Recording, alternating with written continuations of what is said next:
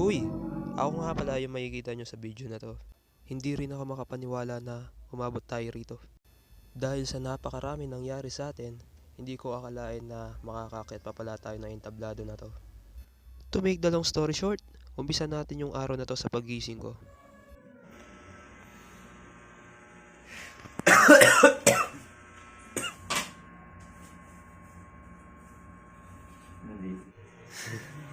Siya.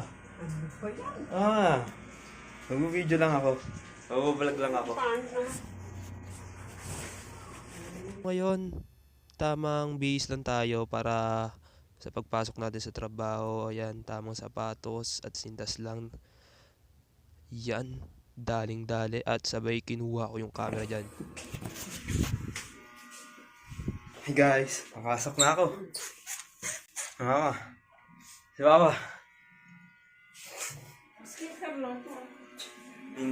Ha? Sige.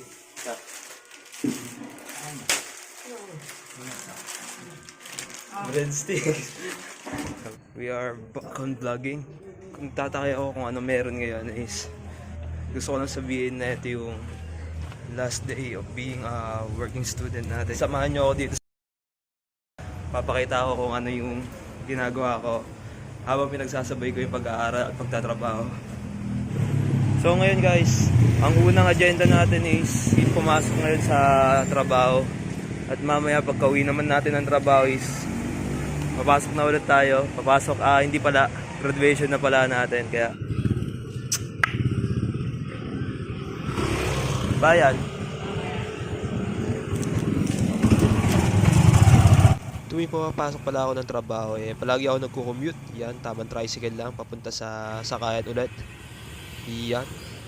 Nakikita nyo naman sa Marikina City. At dyan naman ako sumasakay, papasig.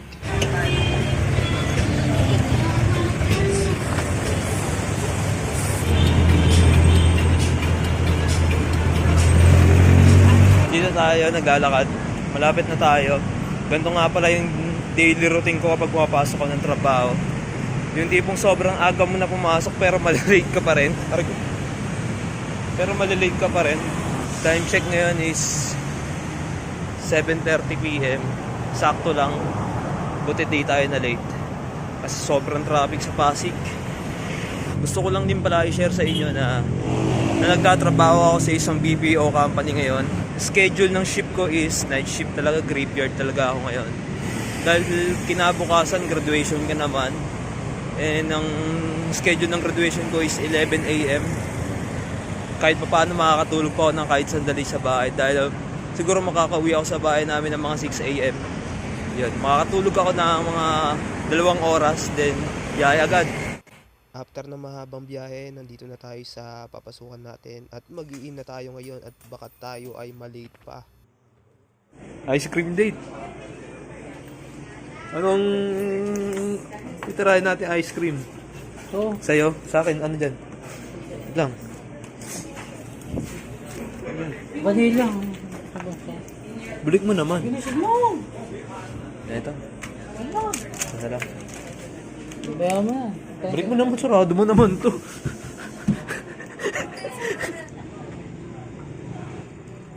Ice cream date. Oo. Ming.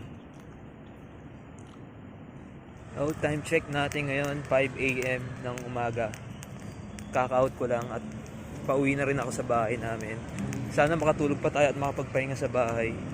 Dahil siguro mga 9 AM babiyahe rin ako para pumunta doon sa event, sa graduation event na yun. Yun lang.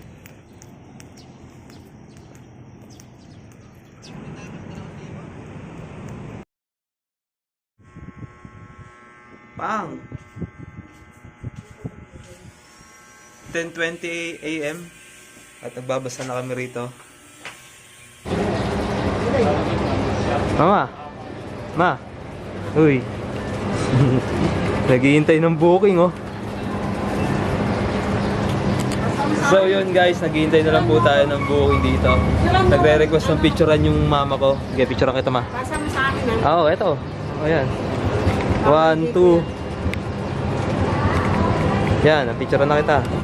At dito na nga pabiyahe na nga tayo sa pupuntahan nating graduation event kung saan hindi natin alam yung feelings natin ngayong araw habang nasa biyahe. Nagkukumpuni ng necktie oh. Kanina si Mamo. Nasira yung necktie.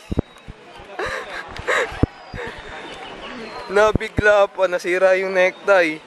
The zipper pa naman. Mo, tawa ng tawa. Sira yung necktie, guys.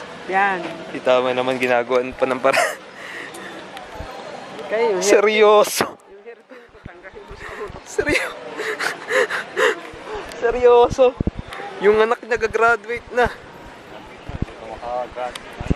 Hindi pa makagraduate. Yung necktie nasira. Pero sige. Wala pa labasan niya, no? Hey, ang init naman dito sa pwesto natin. Usog tayo dito. Maaraw, no? Oh, dito malamig, oh.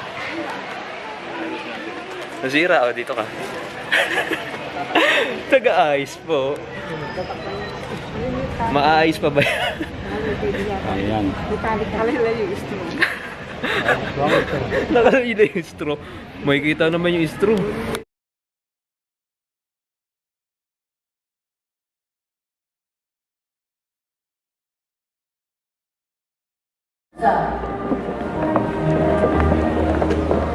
Malaking ngiti. Colonel C.Lee. Assyrian Colonel P. Saka. Cum laude. Thank you po, ma'am. Thank you po, ma'am. Mark Fernel S. Maniwa.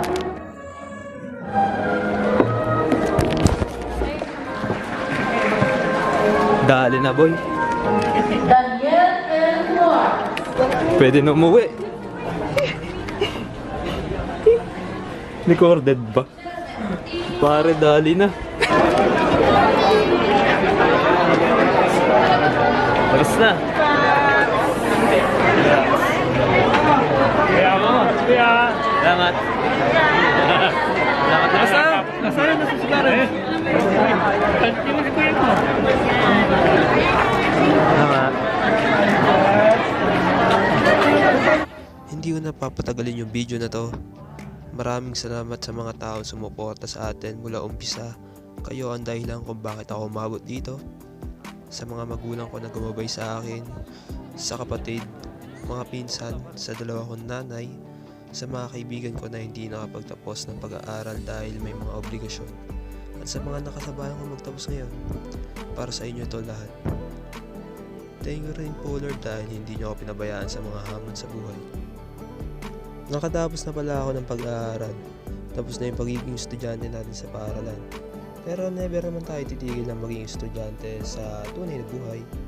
Sa ngayon, medyo hindi ko pa alam ang pupuntahan ko kaya palagi kong tinatanong sa sarili ko ngayon ay what is next?